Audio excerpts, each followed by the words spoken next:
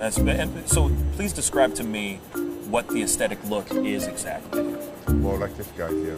Yeah. So we'll go ahead and bring Oh wow, you really have to come in here? like this guy. Is this No, is this really happening? You met the other guy behind you, bro. Like I don't know what you're talking about. I'm right into that bad boy. You can stay right there, behind the camera, behind the camera. No, see now that you got me jealous now. That's okay. That's not so fair. You're more in the category like Luther Arnold. Okay? My man. Okay. Yeah. Arnold Ferrigno. Huh? Okay. Aesthetic.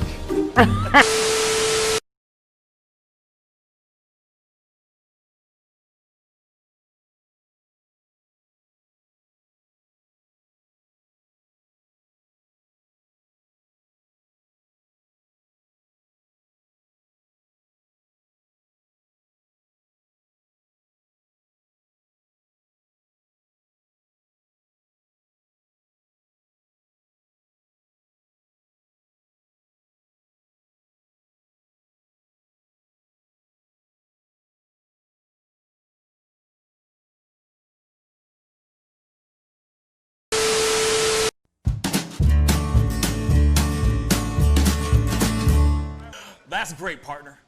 You two ever go outplace everything in its proper place?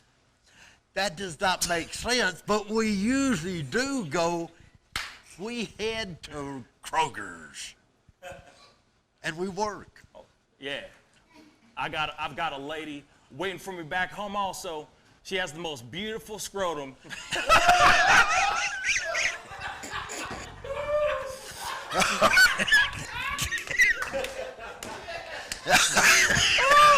Oh, God. And when she sings, she sounds just like a puppy dog.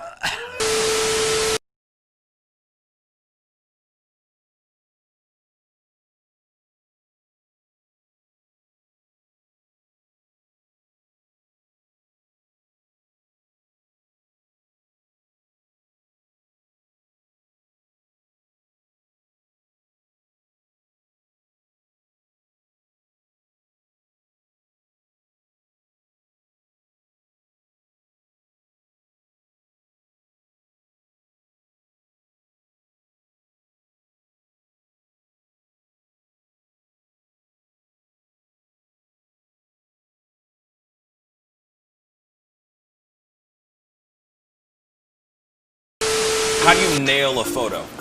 Just gotta get in the mode. You gotta talk with your eyes. Talk with your eyes. Talk with your eyes. You Okay, gotta so have the eyes can first. you show me a little bit of something, like to this camera? I would love to know how to do this. I just want to know. Well, How I do you do mean, it? Teach the me smile, something. You can get the sexy eyes. Then you know you gotta get the smile going on some shoes, but you know. Wait, hold up. You got. I gotta when try it's this time, with when, you. it, when it's Hold time on. to laugh, I gotta try you this gotta with think you. of something funny and start laughing. Do it again. Do it again. How do you do it? Teach me. Sexy eyes. The sexy eye. This is sexy eyes right here. Smizing? Smile. So you're smizing. Smizing. Okay. And then you gotta get the. No, I look like I need to take a poop or something.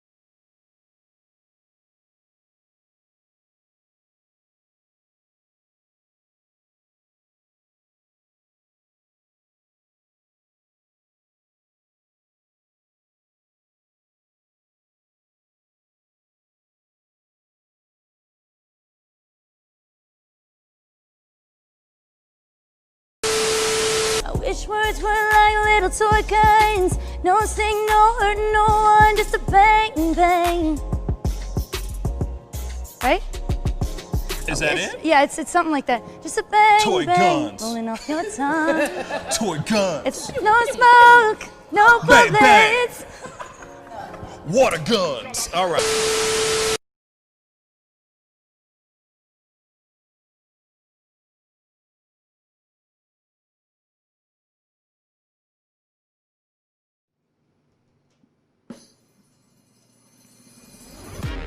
Pascal. You are now rocking with that dude Pascal. We be going wild. Haitian in the building, so original. Got the haters catching feelings. Get your hands up to the ceiling and keep them held high. Cause St. Louis is ready. Forget about it, goodbye. Hold up, we just saying hi. Find somebody, rise up. Weekdays, catch us live, somebody. Let's go. Good morning, everybody, and welcome to the Pascal Show. Yeah. It's hump day, baby. It's hump day. 'Tis hump day, mother lovers. For all you people, all you lovely people out there. Ha ha! 'Tis Wednesday, 'tis the hump day. I'm sorry. Wet ass P word. Anyway, I'm sorry. Ben Shapiro. Gotta love him. Anyway, and if you haven't seen that, definitely check out the clip that I put out this morning of Ben Shapiro reacting to Cardi B and Megan Thee Stallion's WAP or WAP or however you want to pronounce it. WAP. All right. Also, the radio edit is wet and gushy. Wet and gushy. But we already know what that means. You know what I'm saying? Oh. Yes. Yes. Yes. Oh. The thing that launched 1,000 ships at one point. You know, the thing that keeps the world going round. You know what I'm saying? Just saying. Just saying. Inspiration for many. Inspiration for many, okay? There have been sculptures, there have been paintings made of this. Wars. Plays have been written about it. Just saying. Families broken up over it. I mean, there's been a plethora. You name it. There's been a lot of things about it, okay? So anyway, if you don't know what we're talking about, then you've been living under a rock. I don't know. Godspeed. Peace be with you. And good luck with the rest of your life on figuring that out. But I'll let you know, it's fantastic. It's fantastic. Anyway, thank God. I mean, thank God for it. If we didn't have it, we would not be here on this planet. Let's just be real. See what I'm saying? Speaking the truth. I'm just saying the truth. Dropping facts. Amen. Amen. You know what I'm saying? But anyway, hope you guys are having a wonderful Wednesday. It is Wednesday, y'all. Time to wake your ass up. It's time to get out and do your things. Be productive. Today is hump day. This is the start of getting over that hump. By the end of the day, it's all downhill. You know what I'm saying? In a positive way, not downhill like, it's all going down and barrel of cat piss. No. Positive, guys. All positive things. Okay? We got a lot of things to talk about because, of course, some news broke this last afternoon. That's an interesting phrase to say. Last afternoon, this thing was said. And yes, I am interested to see what goes down in regards to this whole situation. You know what I mean? Because there's so much to talk about. And how people were reacting to everything has been very, very interesting. How everybody's been, how people have been reacting has been worth every moment. So we're going to be talking about that as well. Kamala Harris has been selected. Joe Biden selected Kamala Harris as his running mate for VP. So I'm very interested to see what happens here in the near future. Because, like I said, the next couple months are going to be very interesting, y'all. Very interesting for sure. And, you know, of course, we got to talk about that here in a second. But hold on one second. I'm sorry.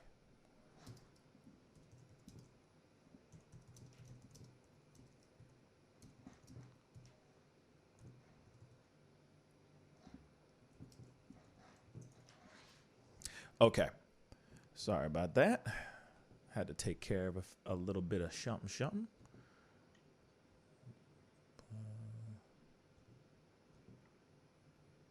Okay. Sorry. Because I do have a guest coming on, and he was just hitting me up to make sure that we were connected on Skype, because I was a little worried for a second there because I didn't know if he was going to be on today or not. And I'll talk about that here very, very shortly. But before we jump into all this stuff, and sorry for that short little brief moment there, but I got my brother Jackie Buck in the house. What up? What the guan, bruh? Good morning. Good morning. Man. Good to see you too, man. Hump day. We're getting through the week. Yeah. Making it happen. Actually, you know, it's funny because I said yesterday, I was like, man, this feels like this is going to be a long-ass week. And it's been going pretty damn fast. I'm going to be straight funky. It's been going really, really fast. So for me, I'm like, yay. Please let this week go fast. Let this week go quickly. And also the other thing is that I knew for a fact that they were going to put that stuff out. The Joe Biden was going to make that announcement yesterday. I just felt it in my bones. I'm like, okay, if it's not going to be Monday, it's got to be Tuesday. They got to get this ish moving. They got to get things moving because they got the Democratic National Convention coming up very, very soon. They got to be on point here, and they got to, you know, they got to make sure she's properly vetted. Please make sure she's properly vetted. But anyway, moving on. How was your night, Jackie? It was good, man. Just so we actually went over to my brother-in-law's house, my wife's brother. Oh, nice. And we were able to sing happy birthday. Well, not really sing, just say happy birthday to our niece. She does not like being sung the happy birthday song. She'll scream no and walk out of the room if you start singing to her. She's only 3. Oh, wow. That's like, is that like, wow, that's heavy, man. Yeah. But she's got a disdain for that song. That's more than disdain. That's just like an absolute, like, put a bad taste. That's a purple passion against something that's supposed to be so lovely and happy. Yeah. Oh my God. I want to grow old. No. That's hilarious, man. She's like, so, no. But it was good. Getting to watch the kids go run around the yard and play for a little while, and that's nice. First time that they'd actually seen her in person in 6 months. So that's one of the only kids that my kids have been around very much, in a long time. So it's a lot of that quarantining, seeing people online and stuff like that. But yeah, it's good to see fam and celebrate birthdays. That's what's up.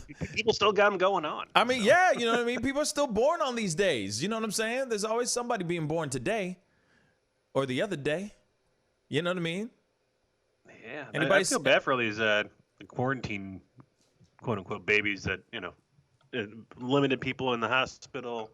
And you have to go in and have a child at a hospital with all the stuff going on. So here's the thing. Let me keep it straight funky with you, okay? Because, I had my birthday during this quarantine as well, and it sucked. It really, really sucked. But actually, no. I take that back. Actually, no, it did not suck. It was actually really, really fantastic.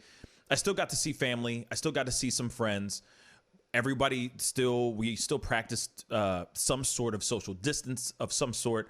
But at the same time, you know what I'm saying? It's like, man, come on now. It's unfortunate, but it is what it is. I feel like everyone's birthday is on a work day.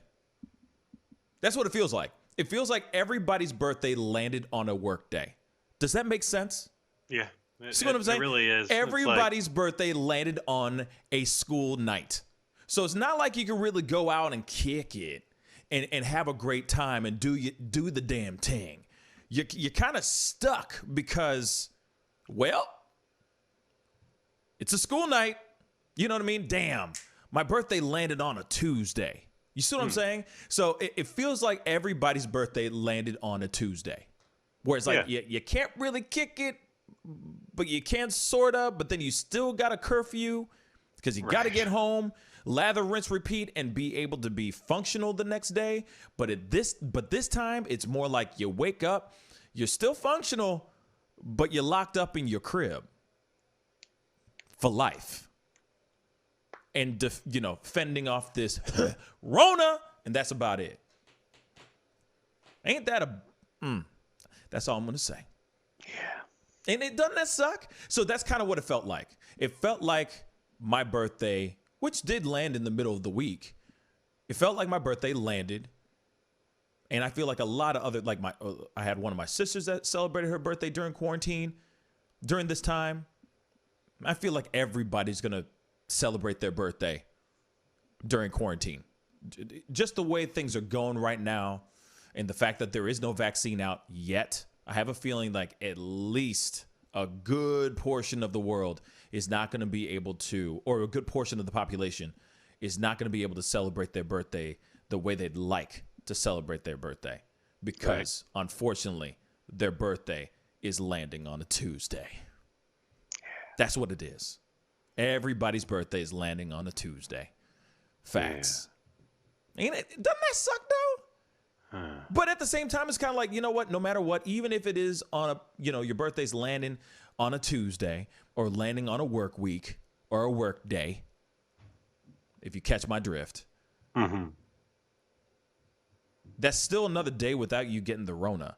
I'm just going to keep it straight funky. So in that case, I jump back and kiss myself 17,000 times because I'm like, dang, I still dodged this Rona and I ain't got it. Yeah. I'm happy about that. You know what I'm saying? Count your blessings, as they say. Counting my blessings every single day. But that's still like every minute of every single day. You know what I'm saying? Which is something interesting because we could talk about this right now anyway. There has been a school that has quarantined over 900 students in Georgia. 900 students. 900 students are quarantined right now because the kids went to school, kicking it. I mean, going to school, getting their education on. And now they're being quarantined because there were a bunch of kids. There were a couple kids that went into the school with the COVID. Did you know this? Is it the same place that we had the photos of the hallway?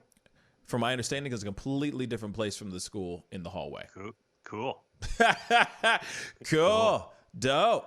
Yeah. So you're saying that this isn't like a singular event. This happens all over the place when people go back to school. From my understanding, 900 times now in one school. Who knew? Who knew that wouldn't, who knew that was going to happen? Who knew that was, what are the chances? What are the chances? But the funny thing is there's a photo that I haven't found it, but there is a photo. I saw it on Good Morning America this morning. There was a big photo of a bunch of students coming together taking a photo. Not one of them were wearing a mask. Oh my God, it's beautiful. But the thing is that's the thing. I understand that that's not the be all and end all of stopping people from getting sick, and stopping people from getting the COVID and getting the Rona. But at the same time, man, y'all need to start using these masks. I understand that it's like, it's the government trying to control us. I get that, but I get what your point is, and I get what you're pointing at. But at the same damn time, come on, y'all, shoot, put on the mask. Just do it, man. Just do it for the sake of your own livelihood and for the sake of the people that are around you. You know what I'm saying? Oh, shoot. Darius Bradford, what's up, man? On Facebook. Thank you so much for tuning in on Facebook, man. Thank you so much. But yeah, man, I mean, the thing is just wear a mask, right? But unless if you're in Florida, where now there's a sheriff's office that is banning wearing face masks. Excuse me? Because of during this time where there's such unrest and people are having such an issue with police, they said that anybody that comes to the sheriff's office, where there's about 600 people that work, that if they come there and are wearing a mask, they will be asked to take their mask off or they'll be told to leave. And so, yeah. But then you see all the photos of SWAT teams and riot people that are completely in full-on gear that you can't tell who it is. And that's what the concern is that if someone were to come in and have a plan to do something bad to the sheriff's office, that they want to be able to see who it is. But, but it's okay for them to go out in full SWAT gear and not have any name tags on. They can have some kind of identifier on there, but not a name, and you can't see their face. So, yeah. Oh, and their cameras on their bodies don't work. Yeah, no kidding. Whoops. Oops. Oh, I forgot. That doesn't work? Damn. Whoops. Sprinkle some crack on them, it'll be fine. Wow. Oh, here's another thing I saw that was kind of funny related to masks real quick before we move on. Okay. So, John McAfee, McAfee, like antivirus? Antivirus. It's like that thing that's on all the Microsoft things, and like you can get it for free. And so that guy, he got arrested in Norway, I think yesterday. What for? Because instead of wearing a regular face mask, he was wearing a thong. Wait. You can get arrested for that? I guess so. You can get arrested for that. Real talk. I mean, you can really get arrested for that ish? That's stupid. I mean, it's still, what he did is stupid as hell. But at the same time, like, really? You can get arrested for wearing a thong on your face? Yeah, because he refused to don a medically certified mask instead of course, ladies' underwear. So. That's funny as hell. Oh my God. It's funny for somebody who is so, I guess, intelligent, being, creating a business and doing what he does, for him to do something so stupid, so asinine, just makes you wonder who you're buying from, Yeah. Stupid. Yeah. Mr. Super said, I assume crotchless panties are less effective. Well, facts, man. It's easier to breathe out of them. That's for most sure. definitely. There's nothing there. It's just, you're just basically wearing dental floss around your face. That's basically it. But that is stupid. That's absolutely stupid. Anyway, I remember seeing you wearing underwear as a mask. yes, I did. But those were boxer briefs, and they were saying that was a possibility or an option if you don't have a mask during that time. And I tried it, and I felt like I was choking myself to death. It was terrible. It was terrible. I don't recommend it. Don't put boxer briefs on your face. I'm telling you, it's not fun. Also, speaking of which, because there is something out there, they're called like neck gaiters. Mm-hmm. Neck gaiters, also, speaking of masks, apparently aren't that effective at all. But people are rocking them like they're the next best thing. But from my understanding, neck gaiters, if I'm correct, that's what they're called, do not work. And is it because they're too thin or something? I think it's because, well, I'm trying to look it up really quick, but so I can have the facts instead of just giving you just a bunch of BS. Let's see here. Researchers have found. Yes. Yeah, a new study tested one neck gaiter and found that it didn't slow the spread of respiratory droplets, but researchers say that it doesn't tell the full story. So, the researchers sought to create and test a method for evaluating the efficacy of various types of face coverings, from N95 masks to bandanas, in stopping the spread of respiratory droplets in the air. Current research suggests that coronavirus is spread through those respiratory droplets, which we expel when we talk, yell, scream, cough, or sing. They tested 14 different face coverings in all, most of which were fabric masks, just like the ones you can buy basically anywhere right now. Right. They also tested one fleece neck gaiter and one bandana. The results from their tests show that the bandana and fleece gaiter transmitted as many or more respiratory droplets as not wearing any kind of face covering. Interesting. Yeah. I mean, that's So one of those things. I imagine there's the different types of makers that too. Like you're gonna have the crappy ones that you can get for $5 at the gas station, right? But then Word. you can probably buy a neck gaiter for $45 that has multiple layers and extra protection and is more close to a medical grade type of thing. right. Because they're stretchy, they're thin. I mean, they're really meant there to like block the sun and to maybe like you see a lot of people that are out like mowing lawns and stuff like that. They will wear that so any small debris and stuff like that they don't have to breathe it in as much. But just like normal mask. I mean, people are going out and buying face masks from the stores that are selling them, but they're not necessarily medical grade. Yeah. So an N95 is obviously going to be one of the best things to be wearing, but that's not a realistic thing for everybody, and it's really hard to find. And people that are on the front line, really need to be using that. And if we're stuck with the other options, and I guess people are like, oh, I'll just buy that because now it's probably a Facebook ad that's out there pushing neck gaiters, Right. saying, hey, cover your mouth. But I don't know if they have any claims that they're making when they're doing it. But go get our Pascal show neck gaiter though. By the way, Yeah, they're super effective at doing nothing. at doing absolutely not a damn thing. But go get one because we need to, we need to pay we need to keep the lights on up in this piece. You know what I'm saying? Because we need to go buy some N95 masks. Because yes, we need to buy some N95 masks for sure. Please help a brother out. Anyway, we definitely got to jump into this top story. As we already know, Joe Biden broke news last afternoon, and said that he finally chose his running mate, and his running mate is Kamala Harris. Now, obviously, we all know, we're not surprised about this news now. All right, this is kind of old news now, which is funny how things fly by, how quickly things change, how wild the world is, right? And how fast news travels. And I haven't gotten a chance to talk to Jack about his opinion. I've already put my opinion out there. You can check it out on one of my most recent pop-up videos. So be sure to take a look at that, and just you'll hear my opinion about everything as well. But Jack, what are your thoughts on it with Joe Biden picking Kamala Harris?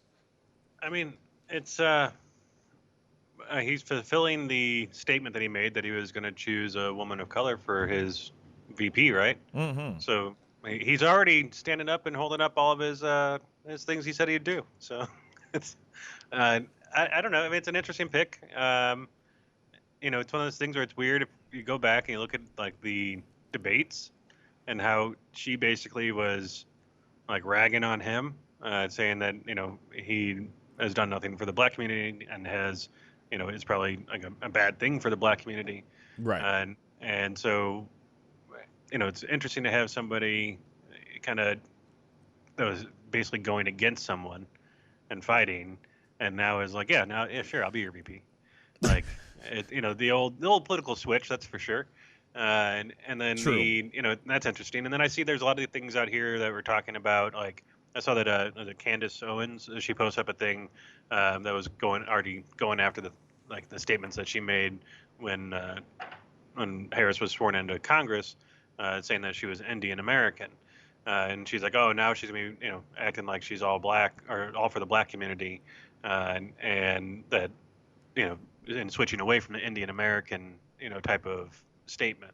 And it's like, well, her mom was Indian, but her dad was Jamaican, right? So, Yeah. and then she was, and then like family was over here. So, Yeah. but they, I don't know, whatever she would like to be qualified as. I mean, here it is, she- though. Here it is, though. Don't mean to interrupt you on that, but why That's can't right. she identify as both? That's You see what I'm saying. Like, there's no like, reason for her. That's exactly what I was going to get at. It was like, Yeah. I don't know what she likes to be qualified as, but like I think she fits both categories, and Right. obviously can, and she grew up in a black community, and it's it's interesting to see the talking points that the right is already going after, and then but it's an interesting pick, and I think that she has history in politics, and I guess we don't have a choice outside of it now. So Yeah. Is it the best Democratic ticket in years? No. Yeah. But it's one of those things that we can see what happens here, and hopefully they're able to run the polls down. Yeah.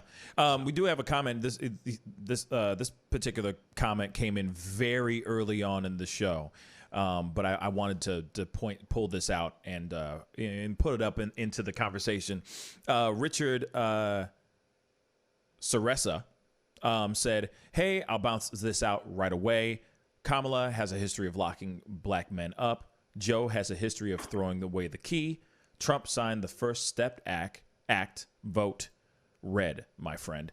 So that is very true on both stories, on both parts. Joe definitely has a history of this, and Kamala definitely has a history of it as well. For me, I'm at that place right now where I want to see what they say now, because I'm hoping that people can change. I'm hoping that people can change their minds, excuse me, or change their ways. But I'm interested to see what happens here, personally. But yes, she does have a history of it, and he does have a history of it as well. I guess I just want to sit back, pop some popcorn, and see what kind of circus this is going to be. You know what I'm saying? Remember that scene in the? That's what I think. Or the Barnum and Bailey thing went up in flames with that Russell Crowe movie, where he was P.T. Barnum. I can't think of the name of the actual show. Is that the type of circus we're gonna have? Is just a circus fire? It's gonna be. I mean, I don't know. Like what I don't know. Like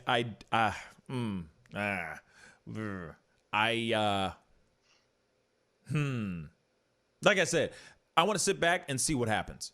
I'm not a fan of Kamala at all. Oh, the other thing is what you mentioned earlier, which is what I was going to talk about here too. I mean, one moment she is trying to drag Joe Biden during the debates, during the primaries, and then 2 seconds later, she's like, "I cannot wait. I am so proud to endorse Joe Biden for the 2020 presidential election." And then, of course, they must have already been in talks right after that. I mean, right before that. Because she would not I would think she would not go out of her way to sit there and go, "Hey, I'm going to," you see what I'm saying? Like, I'm going to endorse this guy, even though I was trying to tell, like he was against busing and all that. And the story of I was that girl on that bus that went into an integrated school, and without being able to do that, getting bused into that school, I wouldn't be here today, basically. And then 2 seconds later, after she loses, she crashed and burned hard in the primaries. She goes up and goes, I'm so proud to endorse Joe Biden for, and it's like, are you really? Wow, that's so two-faced. Huh. Interesting. So, but I understand that's politics. You know what I'm saying? That's politics. But there is a part of me that goes, okay, I understand that she was in it to win it. She was going in it to win those debates. She wanted to get her name out there. She just went for the jugular, sorta. But then when it came to the primaries, she failed miserably. Then there was an opportunity for her to take another route. So then all of a sudden she's like, oh yeah, we're the best, we're best friends. We're the bestest people in the world. You know what I mean? Sean on Periscope. What's up, Sean? Good morning. Sean just said, didn't she call Biden a racist? She didn't say that he was a racist. She's kind of implied it. I mean, like I said, I have not watched every single debate of Kamala Harris. So maybe she has said that literally. Maybe she said the aura word. Maybe. But I don't think so. I think she implied it without actually saying it. Because I think she was also trying to toe the line because there was a possibility of her going into somebody's team. Like, it's like, okay, if I don't win the primaries, I could still have a chance to become part of something. I could still get VP. I could still get anything, you know? So I think in a way she was being one in there doing what she wanted, what she needed to do to try to win. But also I think she was trying to be a politician as well, so that she could literally go back and say, well, I didn't inhale. I didn't call him a racist. I said this. Not once did I say the aura word. So it's interesting. It's very, very interesting, you know? And like I said, I'm very interested to see what happens in the next few months. I mean, it's going to be a wild ride, y'all. This is going to be crazy. But isn't it funny? Because this is like the time that this last election and this upcoming actually the last few elections have been extremely entertaining. People really have been watching. I mean, like Obama getting elected in, then, you know, now we got then Trump getting elected in, now Trump possibly getting elected in again.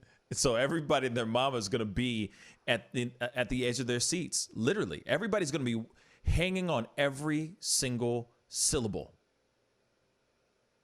during those debates, if we actually have debates. Because we could literally not have debates and just have the election, and that be it. I'm hoping to God that there's some debates, because I would love to see Pence and Harris in the same debate at the same damn time and seeing how they handle each other. Because one thing about Kamala Harris is she ain't no joke. She'll go in. She goes for the jugular all the time. So I'm interested to see how this all goes down, you know? Because one thing that Biden lacks, she's very strong in comparison to the two of them, you know? He obviously, as we already know, he's not fully sound of mind right now.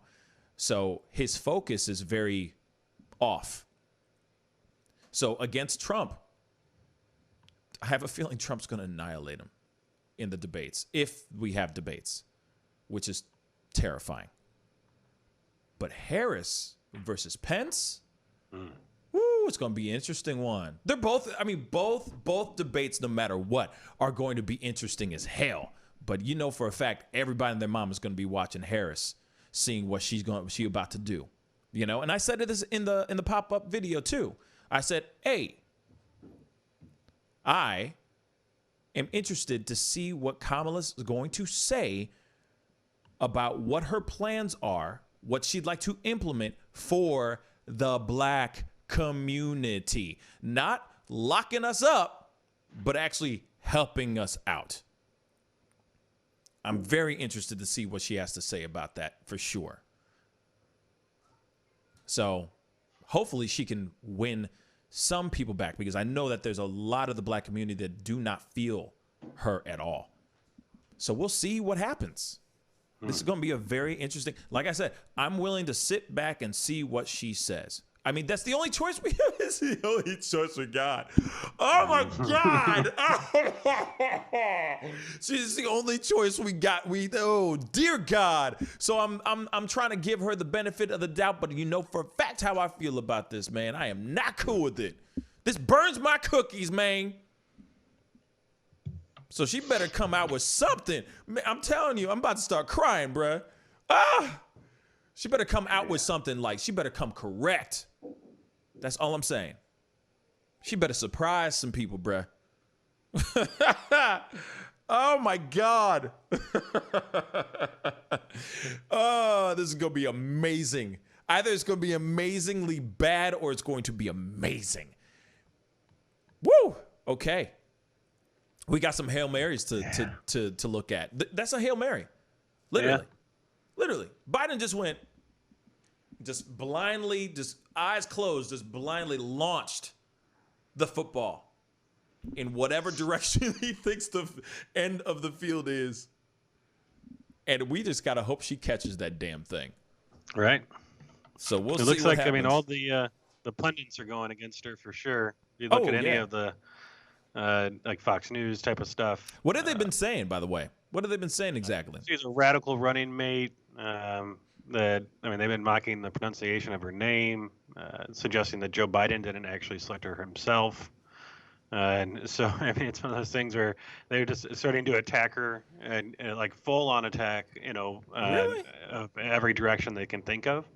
Bruh. And yeah, it's I mean, who was it? There's Hannity that Trump went on and talked with last night, and kind of, they just tried to talk about Harris for like a minute, and every time it was brought back up, like Trump would talk about something else, and ended up talking about windmills. The conversation either was they got too bored of it, or it just was one of those ones where instead of like attacking it head on, it kept on like being like just diverted around. Yeah. Yeah. Well, I mean, Tucker Carlson called Harris as a one-dimensional candidate who he described as the single most transactional human being in America. There are timeshare salesmen you could trust more, and payday lenders who are more sincere than Harris. damn burger. Man, he when he goes in, he goes in. Also, Trump got an opportunity to respond to this as well. He was at a press briefing, and they asked him what his thoughts were on Kamala Harris being selected as Biden's VP. And I got the video right here. Hold up 1 second. Yes, look at that, moving up in the world.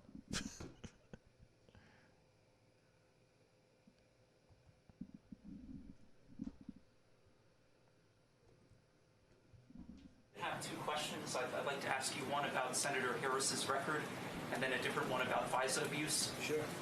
So regarding Senator Harris's record, you had a pretty quick response to that. You had an ad out that said that she was a phony, and I wanted to drill down. She was a what? A phony. And I wanted to ask about a specific example that a lot of people thought was a phony moment. As San Francisco DA, she oversaw, according to the Mercury News, 1,900 marijuana convictions. But she was asked in an interview last year if she had smoked marijuana, and she appeared to joke and, according to some people, lie and say that she was listening to Snoop Dogg and Tupac while their music hadn't come out at the time, while she said she was smoking pot, listening to it. Why would she lie about that? Do you see that as more evidence? And is her past on marijuana a liability? Well, she lied. I mean, she said things that were untrue. She is a person that's told many stories that weren't true. She's very big into raising taxes. She wants to slash funds for our military at a level that nobody can even believe. She is against fracking.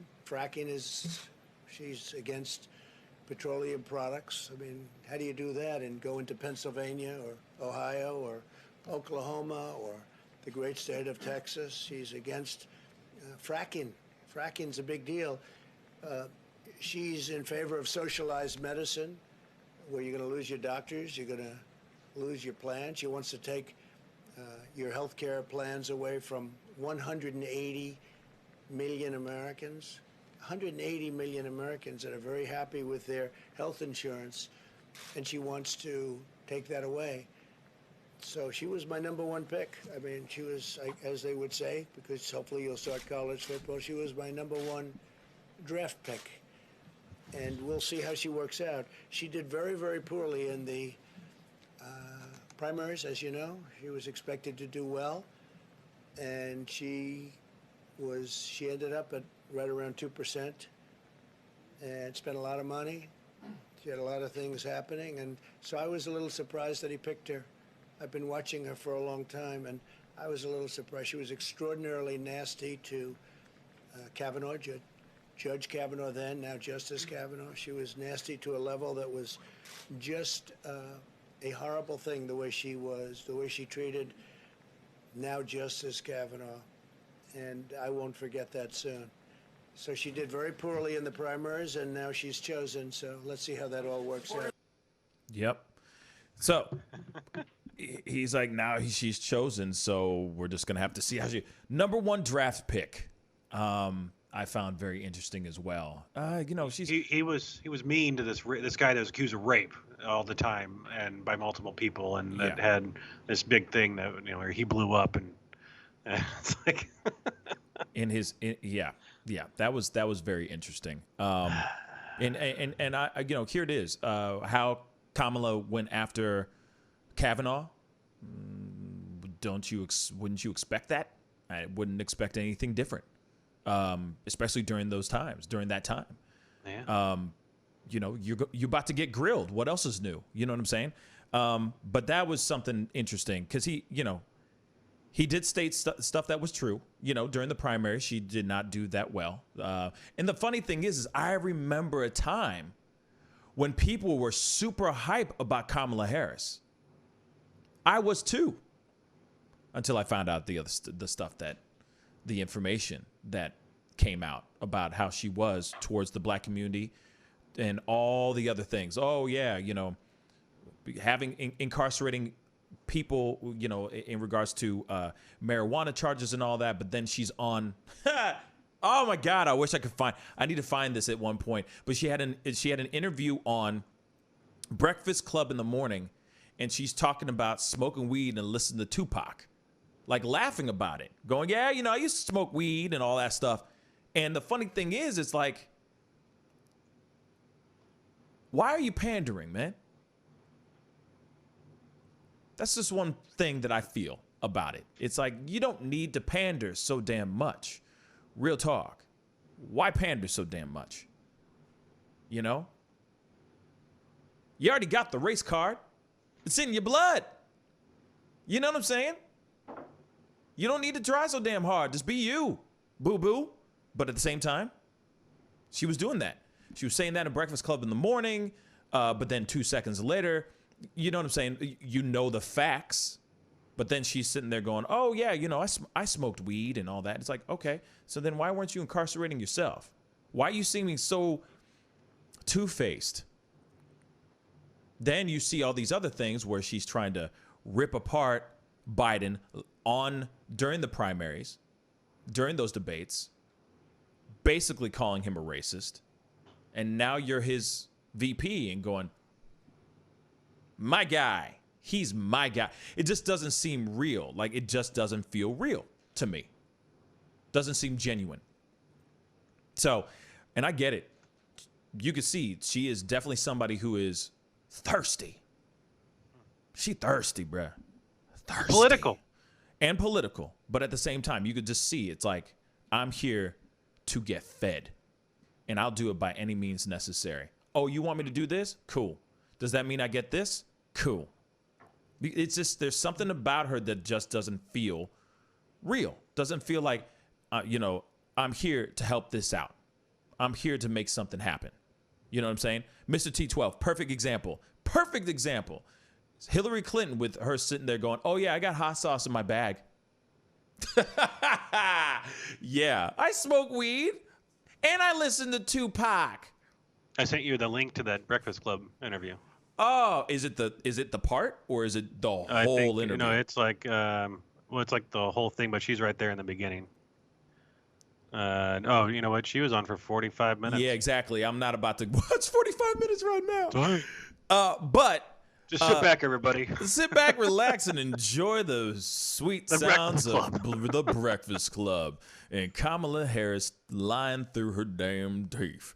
No, but that's the thing. Like we're gonna see what happens. The other thing is something that Tim just said that I found very, very interesting, and I think is very, very true. So if Biden Harris make it, the Dems will force Biden out so Kamala can take over. That is absolute facts too. You know for a fact she's only a heartbeat away from the #1 stunner. Like seriously, she's only one heartbeat away from taking over and running this country.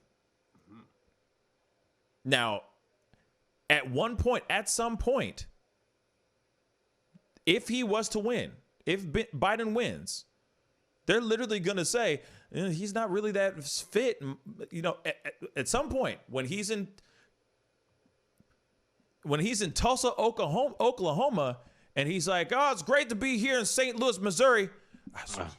Tulsa, Oklahoma, the kids and the hair on my legs and the thighs and the you know what I'm saying? I'm sorry. I'm not trying to make fun of his mental. Let me smell your hair real quick. His mental breakdown. But at the same time, his dementia, if you will. But at the same time, it is happening. It is real. We're seeing it in the public eye. His attention span is so much. He can only last for so long with his attention span. And so, like I said, it's just going to be interesting to see what happens. And then, of course, yes, it's an opportunity for her to just swoop in and take over as president. And that's a good possibility as well. It won't happen right away, but it could eventually happen within those 4 years, for sure. So that's probably what entices her even more. You know what I'm saying? That makes her salivate even more, is a possibility of sinking her teeth into the juiciest job in politics.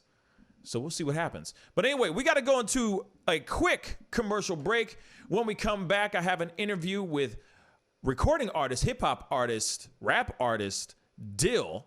And we're going to be premiering one of his songs live on the show. So stick around. We'll be right back. This is The Pascal Show.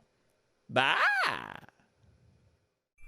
Homeowners and property managers, if you're looking for effective and humane ways to remove wild animals and deal with the damage that they have caused, we have good news for you. Introducing Wildlife Command Center, a professional nuisance wildlife management company specializing in providing animal removal for residential, industrial, and commercial clients. We are the only wildlife company that checks 70 different areas on a structure to determine the answers to the following questions. Exactly which animal are we dealing with? How is the animal getting inside the home? What kind of damage is the animal doing to the structure? Once we get the answers to all of these questions, we develop and write up an action plan to resolve the animal issue completely and provide a quote to implement that action plan. We perform a very in-depth 70-point wildlife inspection. From visually inspecting the highest point, the chimney, to physically crawling inside the attic space and looking for animals, chewed wires, fecal matter, chewed structural wood. We inspect everything. Our inspection process covers all of the following 70 points: animal-proof chimney cap, roof ridge vents, roof to soffit junctions, dormer fascia, attic gable vents, gutter lines, fascia trim, garage door, utility penetrations, water, gas, electric, and cable, bathroom vents, attic roof ridge vents, attic electrical, wiring, junctions, boxes, and lighting, concrete decks, additions, wooden crawl spaces, basement plumbing, penetrations, ceiling, floor, and wall. Wildlife Command Center's mission is to deliver the finest quality wildlife removal and pest control service that is safe for the environment.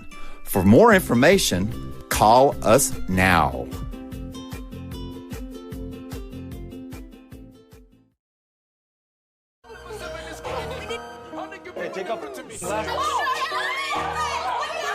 Ms. Feinberg, I'd really appreciate it if you would close your legs. Do you find it distracting? Power, respect. Defensive is crazy in the streets. Deception, the fakers and leaks. Entertainers are trucking for tweakers and losing their circles. Their loves are unique. All of us under surveillance. People so feel that they made it. Half of them stumbling the road and they faded. They live in the world that's degraded for people that's constantly tainted. But you see how he makes these S's in his body right here? That's where he's hanging on, and then he's moving forward with the locomotion of his ribs. That is classic Missouri rat snake right there. I mean, so I'm gonna go ahead and grab him before he gets into a hole. Now, these snakes are not biters. They won't bite as long as you don't squeeze them. If you just stop them like this, it'll freeze them, and then you just gently pull them back. As long as you don't squeeze them, they won't bite. Yo, Mike, what's up, man? Guy? Good to see you, man. Yeah, so Sugar Fire. Yeah. Fully open, right? Yeah, we're pretty much open. So you can't sit inside yet. Monday you can sit inside a little bit. We'll have 25% of the tables inside, and then we're letting it rip outside. So I know that there's a lot of people really concerned about staying safe and all of that. No, so what are you guys doing in regards to that? Well, and we have extra people to clean and rub everything down all the time. Everybody inside's wearing masks. And we have little stickers on the ground so everyone can stay 6 feet apart. Right on. The tables are all spaced out, inside and outside. Sugar Fire, open in full effect right now. They're staying healthy, they're staying clean. Go get you a rack of ribs. Sugar Fire, open right now. Thanks.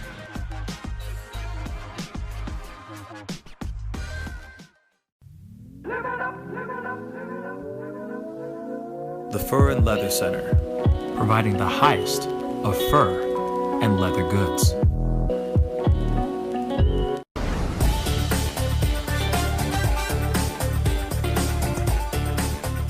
You're gonna perform tonight. tonight. I can't make this interview boring because this No, it's man not is boring. too exciting as a host.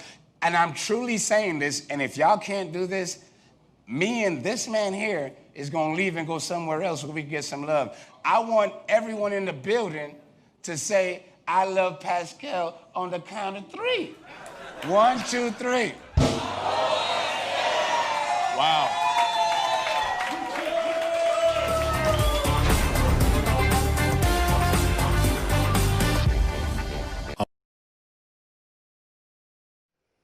Hey, welcome back, guys. Thank you guys so much for tuning in and being part of the conversation today. If this is your first time checking out this show, please go hit that subscribe button on our YouTube channel. And of course, if you're enjoying this conversation that we're going to have here very shortly, please go hit that like button down below. Anyway, we got to jump into this, man, because I'm really excited. We got this really talented kid. He is all the way fresh out from Philly. No, we're not talking about Fresh Prince of Bel-Air. We're talking about Dill up in this piece. Hip-hop artist Dill. How you doing, my brother? Yo, whoa now. What's up? It's your boy Dill. How's it going? Man, we appreciate the intro, bro. Hey, anytime, man. Anytime, man. So let me ask you something. How is, before we jump into all this stuff and the things that you're doing and the new music video that you have coming out that has already dropped and everything, how is Philly dealing with this pandemic?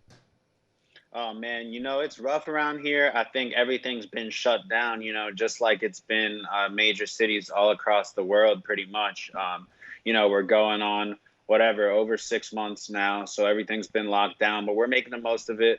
Still getting out there, doing my thing, doing the whole social distancing or going out when we can. We've got some outdoor places we can go and all that, but you know how it is. Right. I mean, because I can only imagine like it being like, here in my neck of the woods, there's so many new restrictions that keep on getting popped up. I mean, we're starting to get even more restrictions dropped on us later on today, actually. So I'm just curious as to like how you're able to, do what you do, which is entertain and get out there during this time of COVID. So how are you doing that as far as like being able to perform and do live performances? Are you doing those? Yeah, that's been difficult, man. I was getting a lot of traction with my live shows actually right when COVID started. I had my first headlining NYC show in March, but it actually got canceled because of COVID. So that was a bummer. But, it's all about just kind of staying agile, like ready to make the most of whatever the situation is. So I've just been focusing on new music, focusing on, social media, growing my Spotify and everything like that. But, I'm looking forward to getting back to doing shows and everything like that because we never expected that it was going to be this long, Yeah. So it's going to be different when things go back. And I'm just looking forward to getting back to doing shows and everything like that and doing what I can now. I feel you, man. I feel you. Like, so let me ask you this, like, because obviously there's, you're out here, you're doing your thing. everybody's knowing you as Dill. You're getting out there doing your thing. You got a lot of great songs, and I know you've explained this a million times, but for the people that are just getting to know who you are on this right now, how did you get out there as Dill? Yes, sir. Well, for those of you who don't know, my original, step into the rap game was with my song Jordan Belfort, which was back in 2014. That's my song. It's like multi-platinum hit and was really my first door into the industry and everything like that. And so since then, I've just been focused on my own independent music. And these days I'm working on a lot of different stuff. So I've got my Crypto Rich album that I'm making music videos for, putting those out on YouTube, TikTok, Triller, all that stuff. And also working on some new music videos. So this weekend I'm going with Wes Walker, shooting the On Fire video out here in Philly, which is going to be dope. And yeah, so, we're doing lots of different things. I'm working on a Crypto Rich Deluxe album. And yeah. That's what's up, man. That's what's up. So let me ask you something. Like, obviously you did Jordan Belfort. It came out. What was the initial reaction, when you saw that it was doing so well? Like, was it just going organically getting out there like that? Or were you doing a big push for that particular song? Like, yeah, so with that record, we just put it out on SoundCloud, and it was actually one of the first songs to blow up entirely on SoundCloud. So this is back in the early days of SoundCloud, before really we had this situation that we have now, where lots of rappers have gotten unpopular on SoundCloud. Back in this time, it was completely new. So Jordan Belfort came out on SoundCloud, and it actually took a couple of years to really grow into something promising. So I sort of witnessed that firsthand, and I think a lot of people saw it as like an overnight success. But, it really took 2 to 3 years to grow, and it's still growing to this day. I mean, the song just became double platinum now, like 5 years after it came out. So, that just continues to grow. So I'm used to that, and I know that well. So, like, with all the music I put out, I'm just expecting it to have kind of a long time span as I continue to grow my audience. So that's why I've got some independent singles, such as like Hey What's Up Hello and my song Bad Hair, that I put out a little while ago, but they're just starting to catch on now. Yeah, man. And what I love is that well, I really love Bad Hair. It's even in my workout playlist. Real talk, it is. I swear to God, it's on my workout playlist. And of course we're going to be showing off that music video here very, very shortly. But what are you doing during this time? Like, now that there's a lot of downtime right now. So, and it's not like you guys are doing, and it's not like you're able to go out and perform live anywhere really. So what are you doing during this time? We've been making the most of it. I've been able to shoot some dope music videos. We're just putting stuff together and making it happen, the best way that we can. So it's been really awesome. And, I guess awesome is the wrong word, like I've just been grinding in my own way. Right now I'm working on my Crypto Rich Deluxe album, which I'm going to be releasing like probably almost 10 new songs for the Crypto Rich album. So that's going to be dope. I've just been grinding in a studio, getting a lot of that work done, as well as just planning for new YouTube videos and everything like that. I think that, I'm at a stage where my catalog of music is starting to get big. So it's just important for me to continue releasing music and content like music videos as well. And so I think people are starting to see the growth on my channel and everything like that. And my videos are really starting to get a lot more attention. So that's dope. Yeah, that's dope, man. I like that. I like that you're using this downtime as an opportunity to, be creative, create more content, get your work out there. Because right now, a lot of people are getting bored. Why? Because there's not enough content out there. I feel like, or there's a lot of content, but a lot of people have consumed all of that content. So you being able to do what you do and create some more stuff, even this Crypto Rich Deluxe album is really, really great. And I think that's something that people really, really need right now, for sure. It's just more new, fresh content. People are hungry out here for something That's else. facts, man. I mean, you just got to make the most of this time. I think that everybody is kind of looking for, what can they do? And it's easy to get caught up in fear and get caught up in kind of the drama. But, my goal is to just stay grinding and stay on the things that, are going to help me move forward and just figure out a way to do that. So, with my album Crypto Rich Deluxe that's coming out and everything like that, it's really just true to myself and what I do. I work in blockchain and cryptocurrency. So that's just a big part of what I've been doing as an entrepreneur, is just continuing to work and grind and keep building on the great things that I already have going for me. And so I think that, it's important at this time that everybody's trying to build something. And so we're seeing a lot of excitement in the cryptocurrency and Bitcoin markets now. And so that's something that's interesting for me as well. Yeah. I mean, it's really smart. You're being really, really smart, especially with the music and all that. So real quick question. When did you realize that things were starting to work? When was the moment where you were like, whoa, I got a fan base. Holy cow. People are calling me That's a Dill. good question, bro. That's a really good question. I think that is something that's always kind of building, there are those moments when something great happens and you think, all right, well, this is it. Like, this is a big step, but there's always another step after that. Mm-hmm. So I think that in some ways, when Jordan Belfort originally got popular, I didn't have the type of music catalog that I needed in order to build an audience as big as I would have liked. So, in many ways, that was one instance of like, okay, I've made it. Like with Jordan Belfort, that was I think the first big win that allowed me to say, all right, I'm going to do this music really seriously and I'm going to take this to the next level. So after having that big win, that's a step in the right direction. But life is all about, changes and constantly progressing and constantly getting better. So every time you have a big win, I think that increases your confidence and it helps you form your direction in life. But there's always going to be a new win after that. So I try not to get in a mindset of thinking like, okay, I made it or this is it, because once you start thinking like that, that's when you stop pushing for that next step and that next level. So I'm always staying motivated and working on that. That's dope. That's dope. And that's how it should be. And the funny thing is that even Jordan Belfort brought you on his own show to talk about your success and talk about the song itself. And what was that like, man? Meeting Jordan Belfort. What was that like? The Wolf of Wall Street, for crying out loud. I mean, the Wolf of Wall Street, the Wolf himself. Of course, that was dope. And something that I made happen, really. It was like, it's been, like 6 years since the song came out. And this guy's known the song since it came out. It was sent to him like in the early days. And it's kind of just been following him around.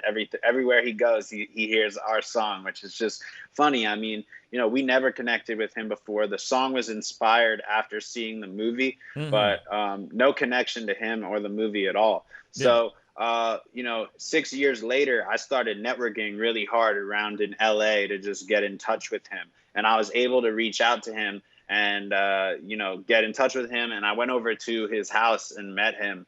And basically, I was just like, yo, man, like, we got a great story here. Let's get on the podcast. And so we were able to get on his podcast, and it was really dope. And, it just shows that you gotta stay on top of your networking, and you can really make anything happen. I mean, it's funny how I went from literally – it was a thought in my mind when we were writing Jordan Belfort, like, oh, this song's dope. Like one day maybe I'll meet Jordan Belfort, whatever. That's a thought when you're writing the song. But it's crazy to see that happen 6 years later just because of an idea. Yeah, I love that, man. I mean, because you never know where your hard work is going to lead you. You know what I'm saying? And you never know where your hard work is being seen. And where it's going to touch and reach out to people. You know what I'm saying? So, I commend you for all the hard work that you're doing, man. And that's a good point, is that what you just said is a really good point, is that when you put your work out there, you never know where it's going to go. And I think an important thing that a lot of creators, whether you're an entrepreneur, whether you're in music, whether you do some other type of art or you're making a product, you have to actually put it out there and allow the world to see it and give yourself that type of platform to blow up. I think a lot of artists, entrepreneurs, they will take a lot of effort working on their craft, whether that means making beats or making music in their free time. But if you never put that out there, there's no chance for the world to hear it. And so you got to really remember that it's important to take that extra step to finish your project and put it out there. Yeah. What I always say is it sets the bar for you. So you should always be trying to improve against yourself. Don't worry about what other people are putting out. There's always going to be someone out there that can appreciate your work, and it sets a bar for you to keep moving up. So you start here, you want to get better and better every time. So, put that content out there and give yourself that chance to improve. Give yourself that chance to actually blow up from something that maybe you didn't think was good enough. Yeah. No, I love that, man. And that's very, very true. Some people think, they'll throw the things away. They'll throw things into the trash thinking that it's worthless. And it's like, you just never know who's going to appreciate that particular piece of work. You never know who's going to appreciate what your work is. You never know whose eyes are going to land and look at that piece, or hear that piece, it's amazing. And the truth of the matter is, a lot of us are a lot harder on ourselves than other people are. And so that's important to realize, that some of the most successful and talented people are going to be sort of in that perfectionist mindset. They're going to be a lot harder on themselves than other people would be. So if you are one of those really high output, high performing people who also happens to be like a perfectionist, meaning you're very hard on yourself, then you get in this situation of like never putting anything out, when the whole time maybe you had some really great content that would have actually got some traction if you put it out there. True. And so you got to realize these things, because like the day and age we're living in, it's all about time. If your video's out there for extra year or two, or your music's got an extra year or two to grow, it makes all the difference. Yeah, and that's very true, man. Because I think that's also the thing, like, using platforms like SoundCloud, Spotify, YouTube, Facebook, Instagram is an opportunity to not be perfect, to start putting out content and seeing what works, seeing what sticks. If you feel like it's not perfect, it might be perfect to another person. Then if you see that it's working, then you start to hone in on that craft. You start to chisel away at it and make it a much more detailed sculpture. You know what I mean? Which is like just your career or your art. Because not every song is going to be, or not every piece of work is going to be perfect. The whole thing is that strive for perfection, to write that perfect song, or to paint that perfect portrait, or to take that perfect picture. That's the whole point of using these platforms, to grow. And I think that a lot of people get scared of doing that, is just showing the start. But as you grow, your art grows, right. And your platform grows, which is really amazing. It's like me thinking, like, on a selfish level, it's like me thinking about my first interview ever and to my interviews now. You know what I mean? Drastically different, Same here. Same here. And the thing is, what you need to realize is that what you think today is not always, it's never going to be the same as what you think a year from today or in 5 years from today. And as an artist, your brand is always going to be constantly evolving, constantly changing.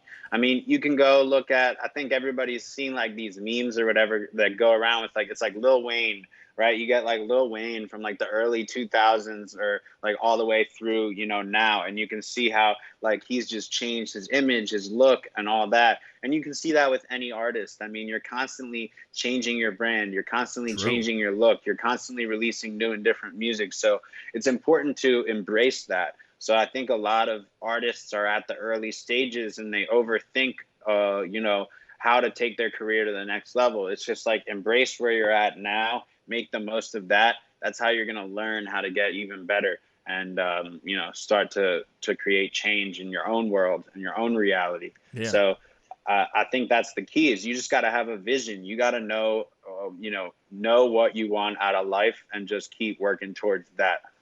vision. That's so true, man, and I love that. And thank you for dropping that knowledge, dropping those knowledge bombs on everybody who's watching, and for the future people that are going to be watching this interview here in the near future. You know what I'm saying? Because I have a good feeling about you, man, and I really think that you got something really unique, and it's dope, man. Like you just got something that's different, and I think that people are starting to gravitate towards that and eat that up. In fact, we're about to show off one of your music videos live right here on the Pascal Show. Yes, sir. Yeah, Let's man. get it. Why don't you intro it so we can throw this up real quick?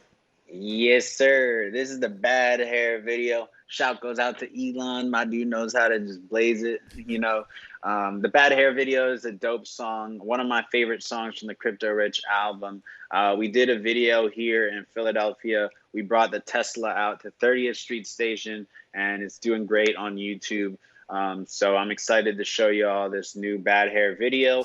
It's just the first video off the Crypto Rich album. We got a couple more, shooting one this Saturday. We got the Murder Me video too. So yeah, if you like this video, make sure to subscribe on YouTube and then check out my other videos too, because they're all dope.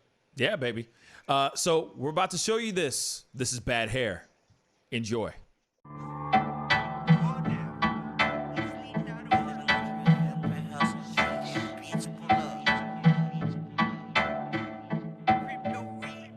I'm cooler than your brother, a big bag of marijuana. Just bought a bag of reefer, hope I do not see my mama. She tells me I'm crazy, I tell her I'm sorry. Next time I won't pick up her FaceTime inside the party. If you wanna see me fucked up, just ask someone from college.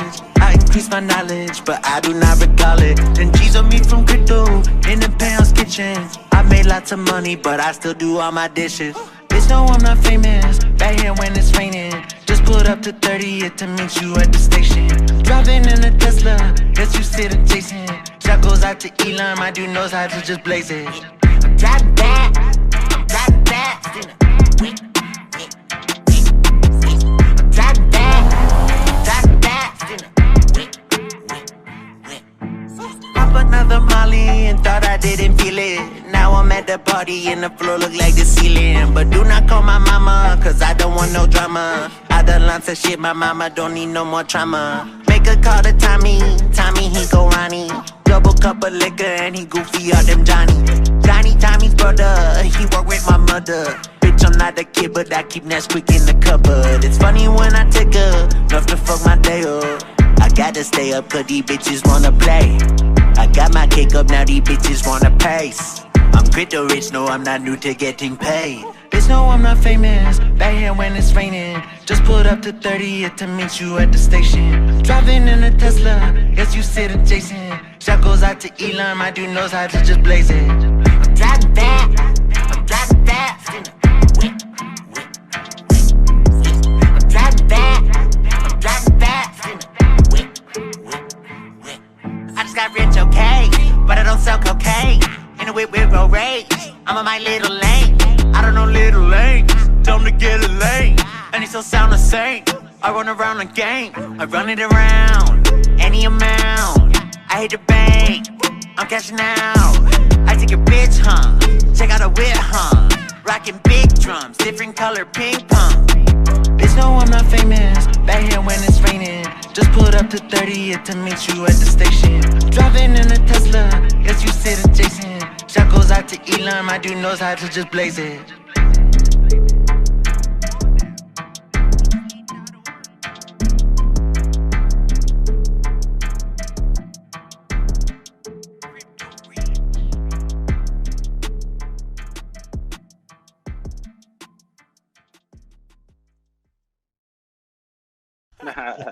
Man, Yeah. I gotta tell you something, guys. If you haven't gotten a chance to go and do this, go and follow Dill.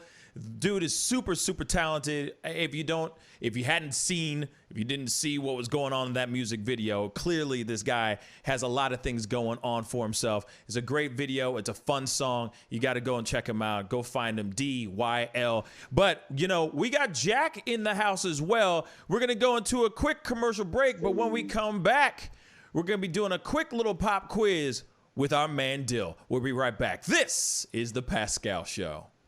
Bye. take off the Ms. Feinberg, I'd really appreciate it if you would close your legs. Do you find it distracting? Power, respect. The festival is crazy in the streets. Deception, the fakers and leaks. Entertainers are trucking for tweakers and losing their suckers. Their loves are unique. All of us under surveillance. There was a feeling that made it. Half of them stumbling around and they faded. They live in the world that's degrading for people that's constantly hated. But you see how he makes these S's in his body right here? That's where he's hanging on, and then he's moving forward. Apart. The tables are all spaced out, inside and outside. Sugar Fire, open in full effect right now. They're staying healthy, they're staying clean. Go get you a rack of ribs. Sugar Fire, open right now. Thanks.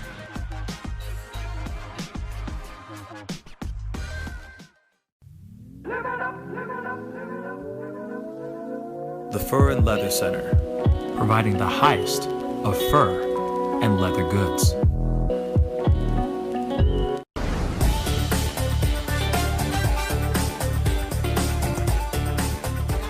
I'm sorry, I can't make this interview boring because this man is too exciting as a host.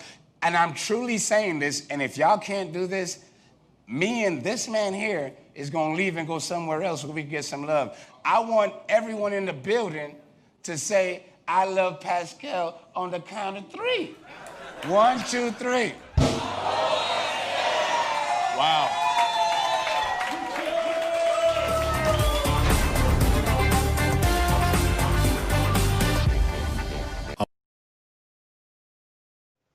Hey, welcome back, guys. Thank you guys so much for tuning in and sticking around and being a part of the conversation.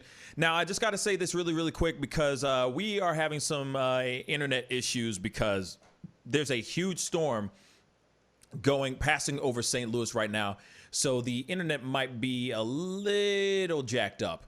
And so I just wanted to give you guys a fair heads up of what's going on. But we still got our boy Dill in the house. We're about to play a fun little game with Jack. It's a little time for a little bit of pop quiz, hot shot. Yes. It's time for a little pop quiz hot shot. And, so here it is. I don't even know what the game is going to be, to be really honest. So, Jackie, what's a guan? All right, so we're going to stay in the music realm today. And these are 13 commonly misheard song lyrics that happen to be a little bit funnier than the real ones. Oh, okay. So I'm going to give you the misheard lyric, and then I want to see if you guys can, one, tell me what the actual lyric is, and then if you want, for bonus points, be able to pull the song and the artist as well.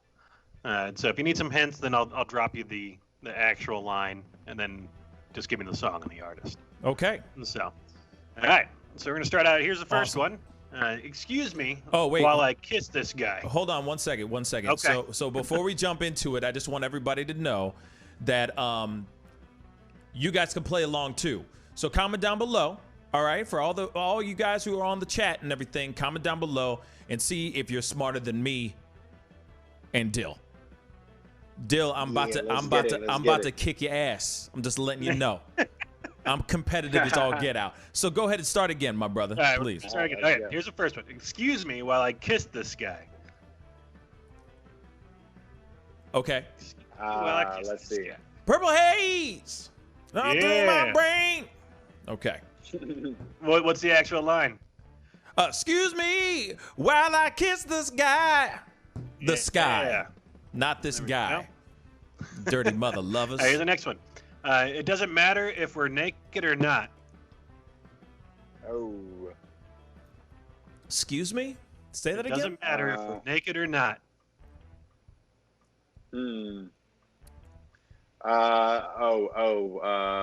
Bon Jovi, Halfway There. Oh, yeah, Living on a Prayer. Yeah. What's the actual line? Living on a Prayer, yeah. Doesn't matter if we'll make it or not. There we go. Yeah. That's what's up. There you go, Dill. All right. He's getting warmed up. Okay. All right. So, Dancing Queen, Feel the Beat from the Tangerine. ABBA. Dancing Queen. Yeah, and ABBA. You guys got a half and half there. Yeah. What's the actual line, though? Wait, she's only 17. Something like that. Closer, the one before. So feel the beat from the tangerine should be what? Feel the beat from the tambourine. That's what it is. Nice. All right. Then I saw her face. Now I'm gonna leave her. Oh, I'm a believer. I'm a There we believer, go. That one. yeah. Come on, that's easy, man. Then I saw her face. That's all I see. Okay, go ahead. Yeah, shout out Shrek. There we go. Yeah. All right. I can see clearly now. Lorraine is gone. I can see clearly now. The rain is gone. Yeah. Who sings that song? I don't know. No idea. Johnny Nash. Oh, there we go. Yep. All right. Kicking your cat all over the place. Oh, kicking your can all over the place. Yep. We will rock you. Rock you. Yeah, there we go. Pascal, you got some competition today. I know. Damn. Come on, man. You know, I'm quick, man. All right. We didn't start the fire. It was always burning, said the worst attorney. We didn't start the fire, Billy Joel. We didn't start the fire. The world was turning. There we go. Go. In unison. Come on, man. Number 8 here. Cereal, little darling, cereal. Ooh. The little darling's got to be the hint there. I don't know that one. Wait. Repeat it again. Cereal, little darling, cereal.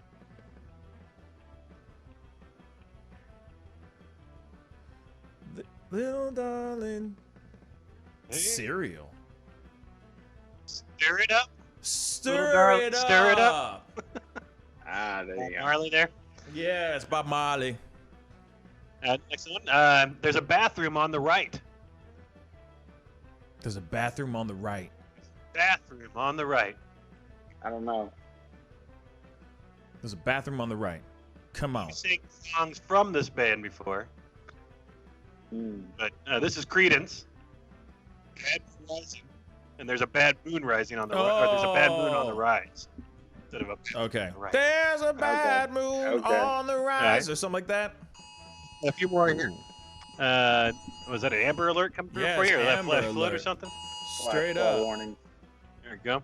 All right. This is the dawning of the age of asparagus.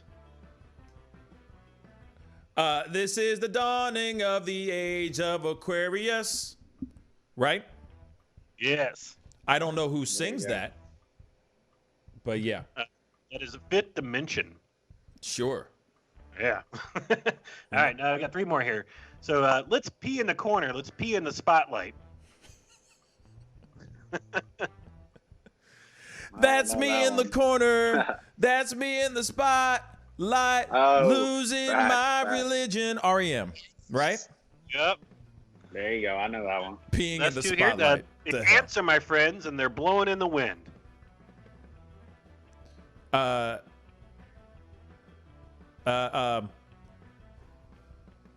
What is it? What did you say? The ants are my friends, and they're blowing in the wind. The answer, my friend, is blowing in the wind. Yep. Something is blowing in the wind. That's all I know.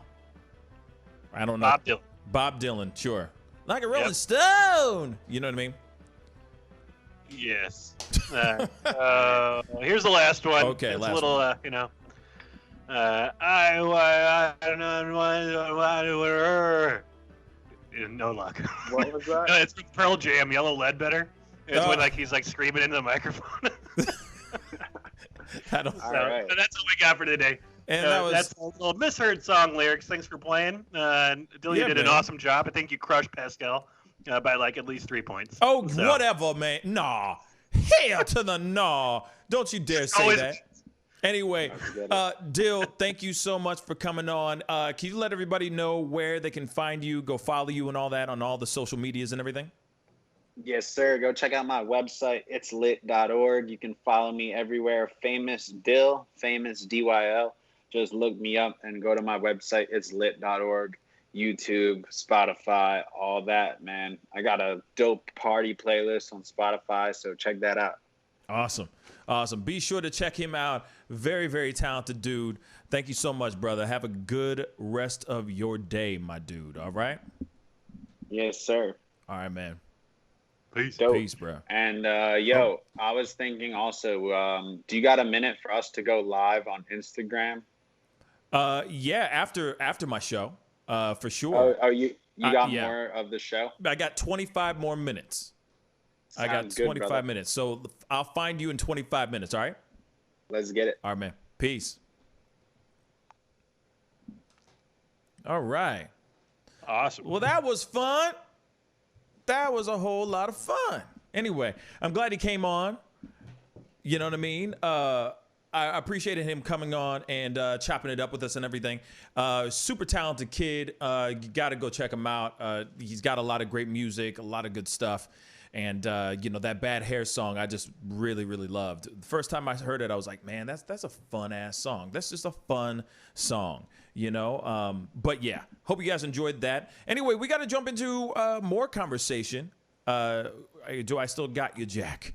Yes. Yeah. Okay, cool. We got to talk about this whole thing. Big Ten and it has been canceled? Yeah, so there's obviously some movements going through the conferences. But the commissioner has shot down Nebraska's hopes of playing outside conference this season. Yes. Big Ten, Pac-12 postponed the fall college football. All the games. But basically be a fall without college sports. But they had no choice to call. They say that they had no choice to call off sports. And there's a lot of degrees of astonishment and outrage over it all. Yeah. So these are it's. I mean, they're saying that they're postponing it till. They said that it looks like they're going to be postponing it till the spring, and the thing is, I know a lot of people are angry, but you're still going to get football in the spring. So I know that sucks. I know that is that's a lot. You know what I'm saying? I know that's a lot of sports all at one time. It's hard to focus on it's hard to focus on three if there's like three going on all at the same time. But at the same time, bruh, there's only so much you can do about it being canceled. I understand people are up in arms and angry about it, but at the same time, what are you going to do about it? What are you going to do? What are you going to do? What are you going to do? I mean, it's going to really reshape, kind of like there's a statement here. Tom Shadow of the Omaha World Herald wrote, this will be the day that changed everything. The shape of universities, the fabric of college football, the strength and charm of so many college towns. The dominoes are about to fall, and they're going to land on a lot of good people. And one might happen that we didn't expect. We will remember this as the beginning of the end of Nebraska and the Big Ten. Mm-hmm. Absolutely. And the way the Big Ten and Kevin Warren have conducted themselves, that would be a good thing. You can believe that the Big Ten presidents care about the well-being of student athletes. That's real. We believe, too. The Big Ten leaders are very much into optics and image and being on the right side of history. It's one of those things where I think that any of these places potentially could, if they can control all of their students and where they're going and what they're doing, and then be able to clean the locations and stuff like that. But because everyone's going out and living their lives, and they come back into the locker room, it's not like you're just, it's not like they're just all living inside the locker room and then going and playing and coming back to the locker room. They got their lives too. So, it's really hard to keep everyone safe and not sick. And then the expenses that are going to also be hit all these schools to be able to do cleaning and have extra staff to be able to help out with different things. For some schools, it just isn't feasible. Right. And that's the thing. I guess I'd like to know what people think on this. You know what I mean? Are you guys for this or against this? I mean, I'm saying in light of what's going on with the Rona that's still circulating throughout the country, people are still getting sick. As you already see, the Cardinals, for example, just talking about a local team, St. Louis Cardinals have been postponing, stopping games, postponing because a lot of their teammates are getting sick. There's a possibility that they might not even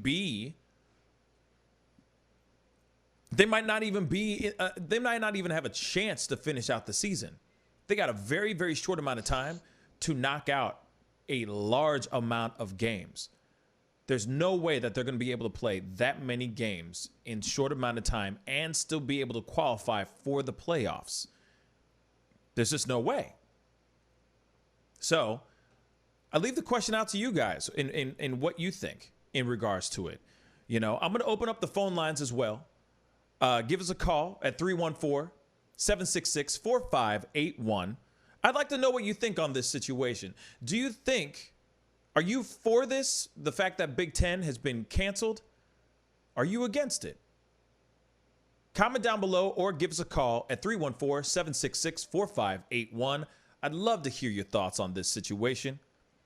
I know that there's a lot of people angry, understandably, but what are we going to do? If you have a solution, definitely give us a call.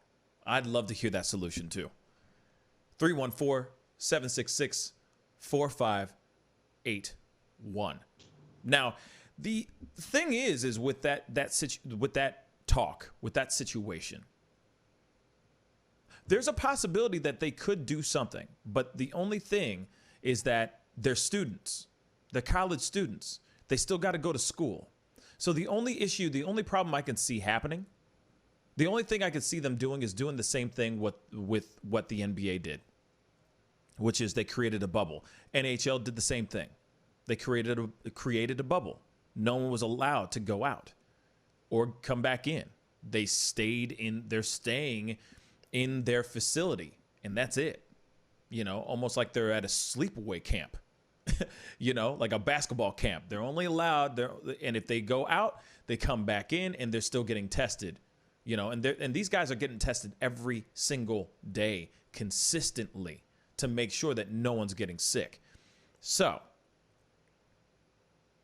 the only thing I could see them doing is doing that, like a bubble. But the only problem is that those guys, those athletes are all students. They still got to go to school. They still got to go out there and get their grades. They still got to go learn them some stuff.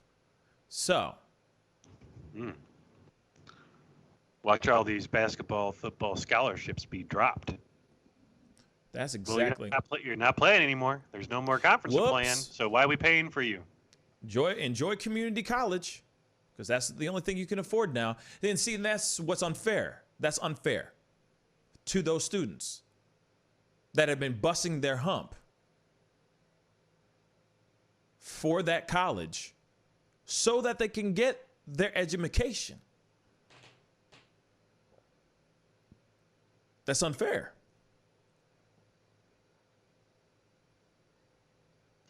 That's Pandemic's unfair, isn't it? Say again? A pandemic's just unfair in general. So, I mean, true, but that's just another thing that's being, just sidelined, basically. No pun intended. And it's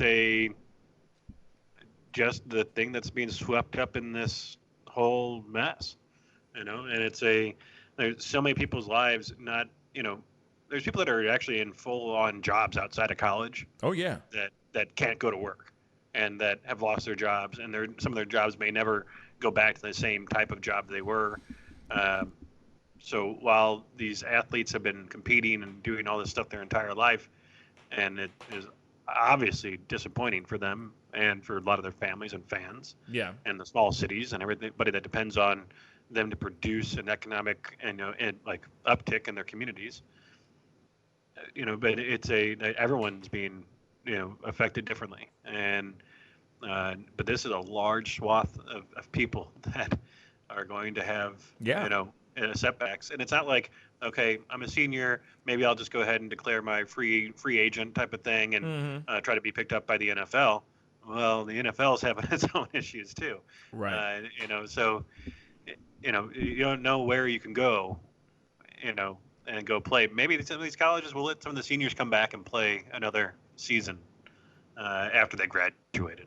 Maybe there's some rule changes or something that's going to be different, or just make everyone for this season play, online, and make their own characters, and that's how you get your entire life, reviewed now. So, I wish it was that simple. I really do wish it was that simple, but unfortunately, it's not. That's not how it is. You know what I'm saying? And that's just not how the cookie crumbles with this situation. And like I said, there's a lot, and there's also a lot of college students that are hoping to go pro. And this is their opportunity to show off their skills.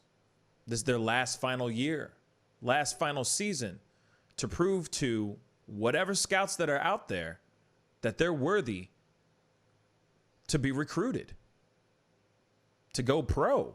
And I know we've talked about this multiple times, but this is it's terrible. It sucks. This sucks, man. You know what I'm saying? And I'm not huge into Big Ten, and I'm not into Pac-12 and all that. I'm not huge into college football, but at the same time, like, I still think about all those kids, all those guys that are out there busting their hump, hoping to achieve a dream, and they can't do it now. Yeah. I'm saying a lot of them that have this is their last year. This is their last leg to show off their skills to hopefully get recruited. And that's the thing that really aggravates me more than anything in the world. And also that too, I'm hoping that they honor their scholarships. I hope the schools honor those athlete scholarships, that they don't just sit there and go, well, you're not working, you're not playing for the school. Sorry, we got to take that scholarship from you. Hopefully they honor the scholarships, but at the same time, for those who are really hoping for an opportunity to get out there and go pro, this might stifle that dream. Very true. And that's a very unfortunate situation. It's very unfortunate. Now, here's a big question. Shoot. What is Vegas going to do without having any of these sports to bet on? And, because that is a huge thing for everyone to come in there and, betting on all these games. There's so much money that's transferred. And there's, a lot of these people that make a living doing sports betting too. That, there's beyond just people on the field are affected from this cancellation. That is a very good point. I totally forgot about that. You mean the money grubbing people that have all the gambling problems and stuff? Yeah. Those it's guys. Only problem if you lose, Pascal. It's only a problem when you lose. And Tyrannus, what's up, Tyrannus? Just said Vegas will survive. Laughing face. And that's true. Vegas will survive. On that end, but I feel like they'll find another means to do some sort of betting. Think about it. Esports. Yeah. There are plenty of online games, where there's people who are playing against other teams and all that. They can bet against those things. If somebody's really itching, like, I gotta get it. I gotta get my fix. I mean, if that's the case, they can always go to e games. They can always go electrical. They can always go electronic. You know what I'm saying? For it. I'm sure there's plenty of people that bet on Ninja. You know what I'm saying? Right. Or any of these people that are actually like competitive gamers. So why not? It's something to do. I mean, it's crazy, but it's something else. Yeah. You know what I mean? There's all these like people that also been buying up like sports cards this year, on rookie cards and stuff like that for all the different like college sports, and a lot of them have gone up in value by a bunch. Gary Vee's been out there pushing people to go buy sports cards like as an investment. Sports cards? Yeah, back to like trading cards, like sports cards, like buying up Zion Williamson's and like everybody else that's a rising rookies, and but now those people may not have a chance to play as many games or hours or minutes as they could. So even in that world, there's a lot of uncertainty of the value of those cards that people have been going out and buying because they thought the people were still playing. And so it's interesting. Yeah. What I find very funny is Mad respect for Gary Vaynerchuk, love him to death, and all that. But sometimes I wonder what his motivations are behind certain things. Money. Facts. But I'm just saying, like when he says, everybody go to LinkedIn, because that's where it's going to start popping off. Who says he doesn't already have shares in that piece? Oh, guaranteed. You know what I mean? Or it's like, hey, go to TikTok. TikTok's going to blow up. Yeah. Who said? You know what I'm saying? Like, and he was saying all these things for a while, for a lot of things. Now it's LinkedIn. Now he's like, yo, everybody get on LinkedIn. Everybody get on that LinkedIn, yo. Get on it. Yeah. And it's like, bruh. Now it's. You see what I'm saying? It's It just makes you wonder what his motivations must be something. There's something else. There's something going on. That's all I'm trying to say. And it just seems a little funky. Yeah. And don't get me wrong, everybody listens to him because he's a big time influencer. He's a big time motivational speaker. He gets people moving. But that's the one thing that makes me wonder. Like, now you're talking about sports cards, like baseball cards and stuff. And he's made bank. Like he's like shown things where he's gone out and like bought up all the Zion Williamson rookie cards he could, and then they like quadrupled in value over 6 months. And so like he's going out and he's not buying 5 of them. He's buying like trying to get his hands on like 5,000 of them. So like he's got the money and the time. Yeah, he's got the money and then he promotes it, and then those people all jump on board, and now he sells all of his stuff. Exactly. And so he got the money and he got the time. You know what I'm saying? He got the monies and he got the times. You know what I'm saying? So, yeah. But that's interesting for sure. That's an interesting thing for sure. Shoot. People be funny, man. People be funny. They certainly are. And I mean, and like I said, this whole situation's really, really tragic. It's really unfortunate. I'm not happy.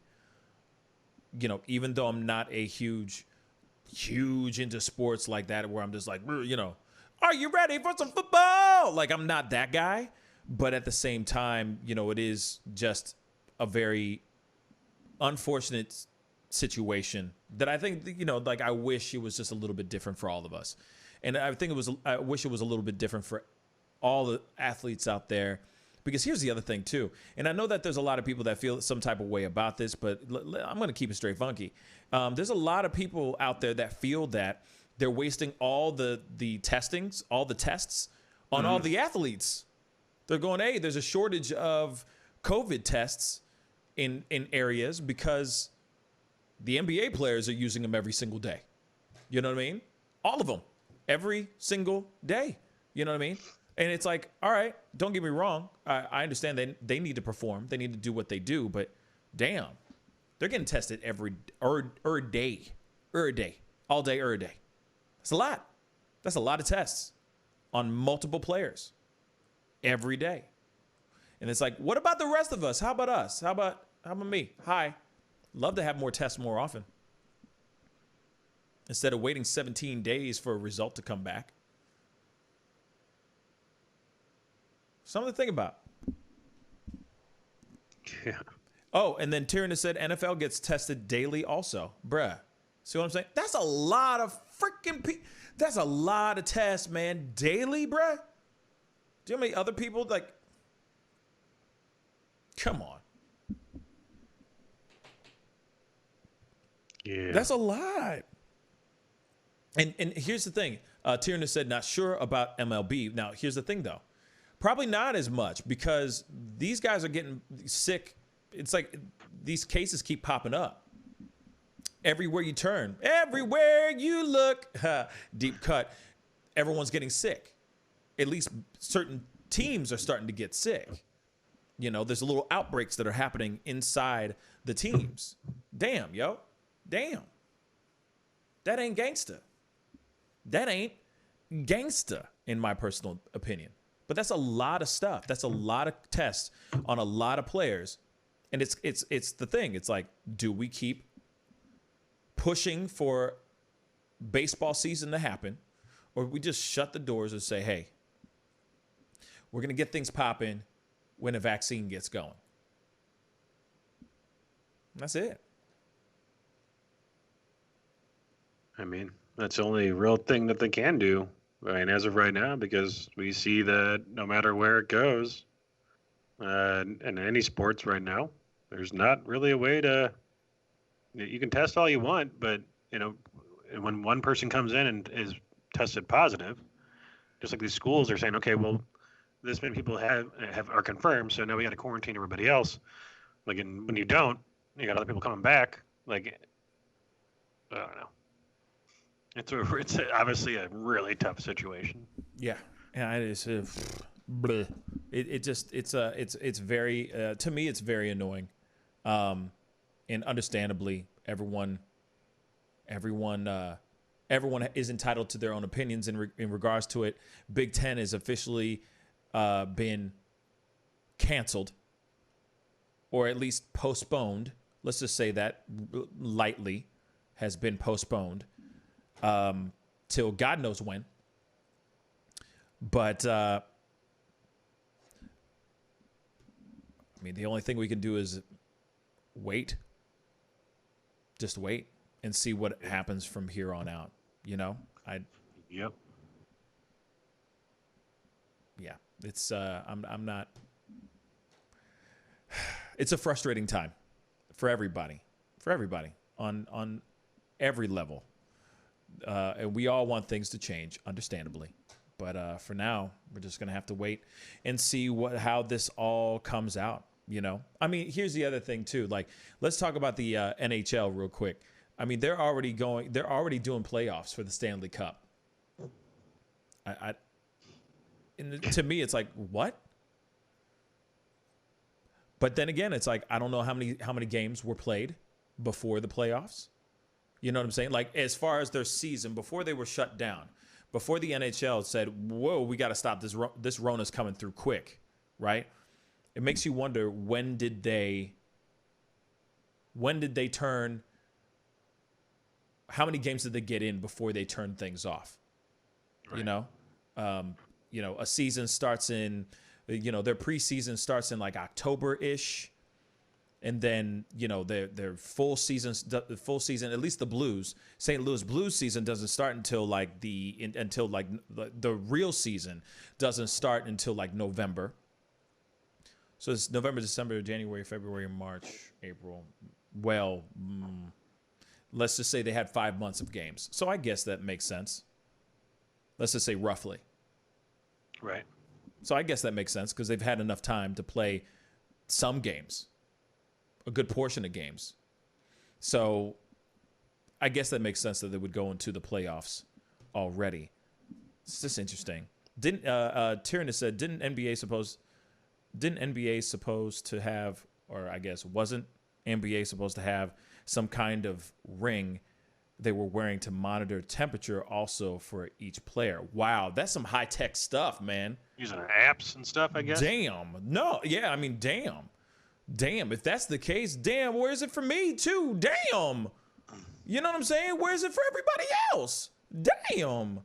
How do athletes get all the special treatment up in this piece, man?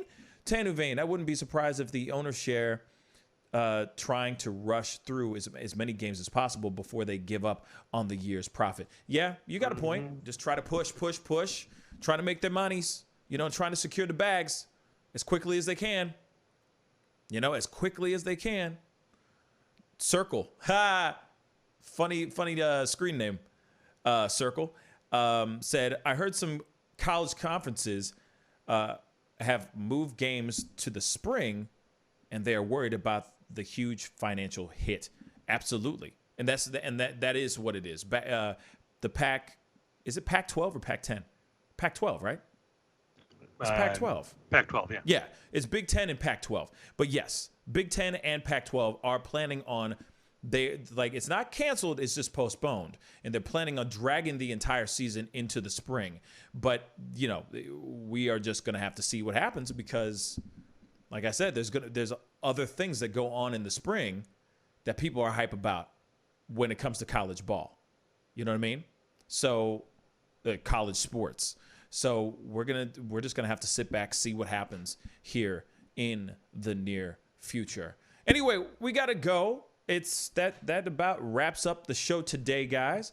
I want to say a big thank you and huge shout out to my brother Dill for coming onto the show. Be sure to find him on his Instagram and on YouTube. Go and find him. He's a really talented kid. Like I said, go check him out. Really great stuff. Go find him there. And of course, Jack, thank you so much for being on today. Yeah, man. And real quick, I just got to give a shout out to Sir Mix-a-Lot. It is his birthday today on Hump Day for Baby Got Back. That's perfect. That is perfect. Hump Day, Baby Got Back's artist, Sir Mix-a-Lot. It's his birthday. You know what I'm saying? That's 57 years old. 57 years old. That's what's up, man. Yeah. Happy birthday, Sir Mix-a-Lot. You know what I'm saying? That's dope. But anyway, Jack. Jack. On a positive note. Yes. So, Jack, thank you so much for being on, brother. Thank you. Man. Good to see you. Anyway, we got to get going, but I will be on later on tonight at 7 p.m. Central Standard Time to talk about any of the crazy stuff that's been going on, because I'm sure there's going to be more developing news going on as the day progresses. Stay wonderful out there, you guys. I don't know why I was going to say stay thirsty, my friends. Mm-hmm. Anyway, I appreciate all you guys for being in. We got to get going. Be good to yourselves. Be good to one another. I'll see you guys at 7 p.m. Central Standard Time. This is The Pascal Show. Bye. Hey, take off Ms. Feinberg, I'd really appreciate it if you would close your legs. Do you find it distracting? Power, respect. The festival is crazy in the streets. Deception, the fakers and leaks. Entertainers are trucking for tweakers and losing their circles. Their loves are unique. All of us under surveillance. People are feeling they made it. Half of them stumbling around and they faded. They live in the world that's degraded for people that's constantly hated. But you see how he makes these S's in his body right here? That's where he's hanging on, and then he's moving forward with the locomotion of his ribs. That is classic Missouri rat snake right there. I mean, so I'm gonna go ahead and grab him before he gets into a hole. Now, these snakes are not biters. They won't bite as long as you don't squeeze them. If you just stop them like this, it'll freeze them, and then you just gently pull them back. As long as you don't squeeze them, they won't bite. Yo, Mike, what's up, man? Guy? Good to see you, man. Yeah, so Sugar Fire. Yeah. Fully open, right? Yeah, we're pretty much open. So you can't sit inside yet. Monday you can sit inside a little bit. We'll have 25% of the tables inside, and then we're letting it rip outside. So I know that there's a lot of people really concerned about staying safe and all that. No, so what are you guys doing in regards to that? Well, we have extra people to clean and rub everything down all the time. Everybody inside's wearing masks. And we have those little stickers on the ground so everyone can stay 6 feet apart. Right on. The tables are all spaced out, inside and outside. Sugar Fire, open in full effect right now. They're staying healthy, they're staying clean. Go get you a rack of ribs. Sugar Fire, open right now.